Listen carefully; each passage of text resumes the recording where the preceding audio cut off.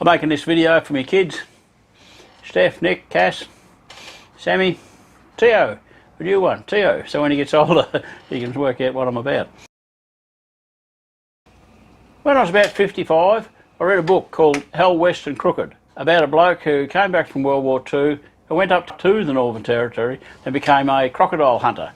And he had great adventures. He's an Australian bloke, he's a good author, he writes a good story. He's not world famous, but it's still a good insight into what was happening in the Northern Territory back in, say, 1954-ish, 1950s.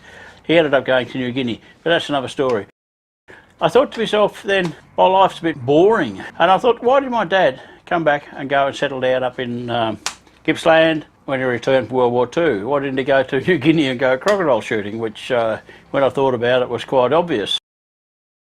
He wanted to settle down, he had a family, he wanted to start a family, he had his brothers and his mum and his dad, and they didn't have much at the time, and he came back and bought a farm and they all settled around there until they went off in different ways, and his mum and dad died, unfortunately, and that's why I am who I am and where I am.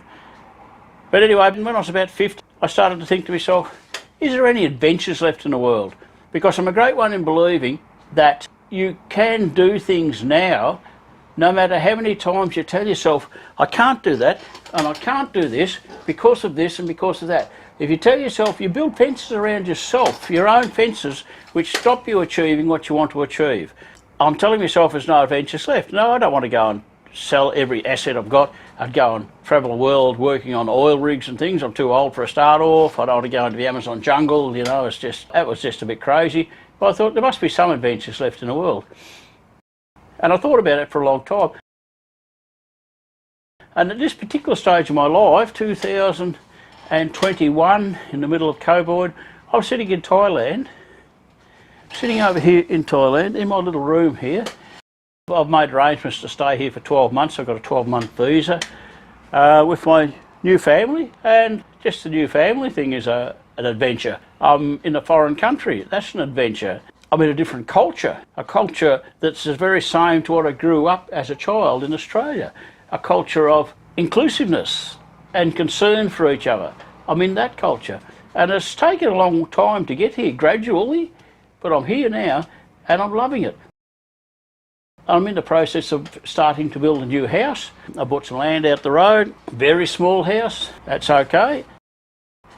I'll come back to an adventure that I realised that I did have, and that was when I panicked. I was in Thailand and COVID came, and I did a panic evacuation with my mate back to Australia because we were being told the world was going to end as we know it. I didn't believe it because I can't see what they're telling us, what they were telling us way back then. I could not see the evidence for it.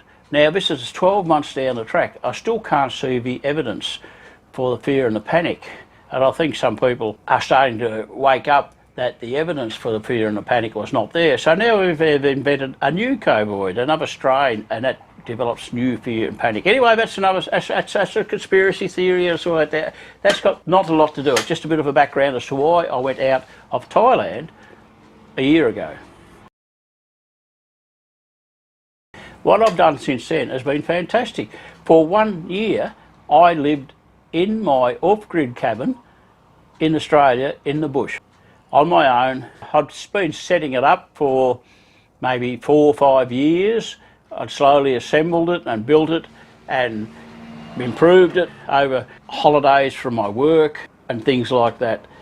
And sometime in Australia, a month in Australia, 2 months in Australia, then a month or two in Thailand, then a month back in Australia, and then a couple of months in Thailand, and a month back here. Periods of time like that, I've built extensions on it. I've got the water working, I've got new solar panels, I've got a better inverter, and the hot water service and the shower run on gas. Everything's working, and I spent a year living in that hut in the bush. And you know what? Absolutely loved it. I just loved it. And like, you can go and stay somewhere for 3 or 4 weeks and say, yeah, this is good, I'm roughing it, hurrah, hurrah, this is lovely. But that's not living in it for a year. But that's what I did up in the bush. I lived in it for a year. Lived in it for 1 year. I cooked all my meals, washed all my clothes, showered, had a couple of beers, cut the firewood, kept the fire going, stayed warm, stayed comfortable, read books, played video games because I set it up so I had power.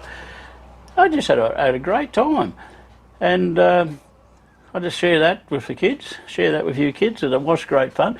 And it is 100%, it's 100% not a problem in the world to live off grid. I wanted to live off grid back in the 70s. Before I got married, I used to read the magazines, Grassroots magazine, if you ever want to look it up. It's all about not hippies so much, but people living with the land. It was a great movement back then. But I did realise that you can't do that and have small babies. And if you haven't got a wife that wants to go down that path, you can't do it, you know.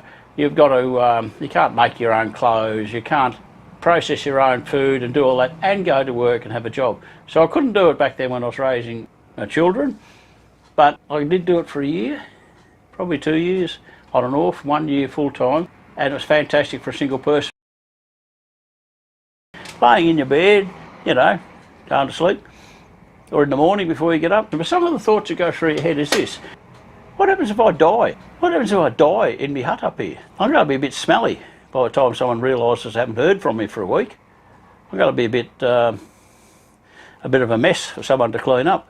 So it's thoughts like that. And you think, oh, well, if I get sick, I'll go to the old folks home. Everybody thinks they're going to get sick and go to the old folks home eventually and die. But a lot of people just die, go to bed and don't wake up. And you do think to yourself like that. The other thought, of course, was if I go climbing up a ladder and I fall off.